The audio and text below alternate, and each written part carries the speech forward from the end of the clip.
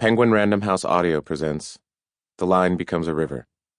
This is the author, Francisco Cantú. To my mother and grandfather for giving me life and a name, and to all those who risk their souls to traverse or patrol an unnatural divide. Prologue. My mother and I drove east across the flatlands, along the vast floor of an ancient sea. We had come to West Texas to spend Thanksgiving in the national park where my mother worked as a ranger during the years when I formed my first childhood memories. Images of wooded canyons and stone mountains rising up from the earth, the sound of wind whipping across low desert hills, the warmth of the sun beating down upon endless scrublands. As we neared the Guadalupe Mountains, we passed an expanse of salt flats, and I asked my mother to stop the car. She pulled onto the shoulder, and we walked out together across the broken earth. We stood looking north toward the Guadalupes, towering remnants of a Permian reef once submerged beneath the inland waters of Pangaea.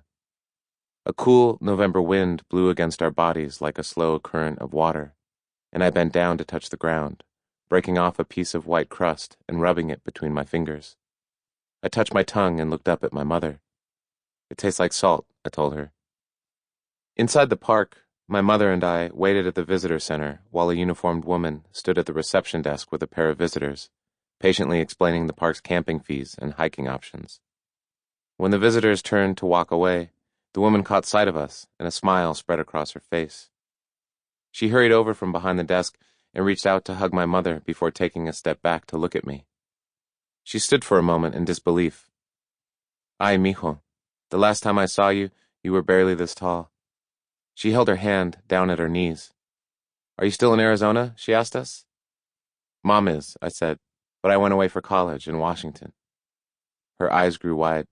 "The capital?" I nodded. "Qué impresionante. And what are you studying?" "International relations," I told her. "He's studying the border," my mother added. "We're staying in El Paso on our way back so he can visit Ciudad Juarez."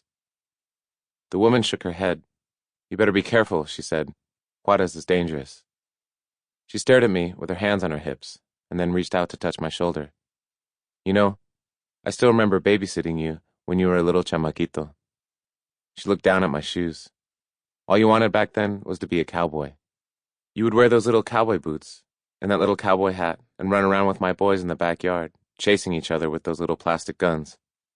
My mother grinned. "I remember it too," she said. The next morning, my mother and I woke early to hike through a canyon that stretched upward into the wooded backside of the Guadalupes. As we walked, my mother became a guide again, pointing at the quivering yellow leaves of a big-tooth maple, reaching out to touch the smooth red bark of a madrone tree. She bent down and plucked the dried shell of a dragonfly larva from a blade of grass and slowly turned it in her dirt-smudged hands. She looked up the trail towards the slow-rolling waters of the stream and began to speak to me of the glistening arthropod, explaining how it would have sloughed its skin to flit upon the swirling winds of the canyon. She cradled its exoskeleton in her hands like a sacred object. "Dragonflies migrate as birds do," she told me, beating their papery wings for days on end across rolling plains, across long mountain chains, across the open sea. My mother left the trail and sat on a rock at the edge of the stream, removing her shoes and socks. She rolled her pants to the base of her knees and waded out into the water, tensing her shoulders at its coolness. She invited me to join her, but I shook my head and sat alone in the dappled sunlight on the bank.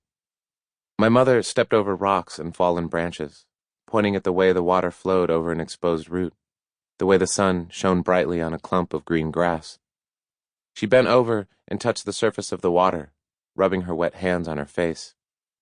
As I collected fallen maple leaves, my mother reached down and pulled a handful of pebbled limestone from the streambed.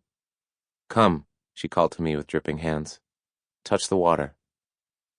That night, as we sat in a backcountry research station, eating pre-cooked turkey and instant stuffing, I asked my mother why she had joined the Park Service all those years ago.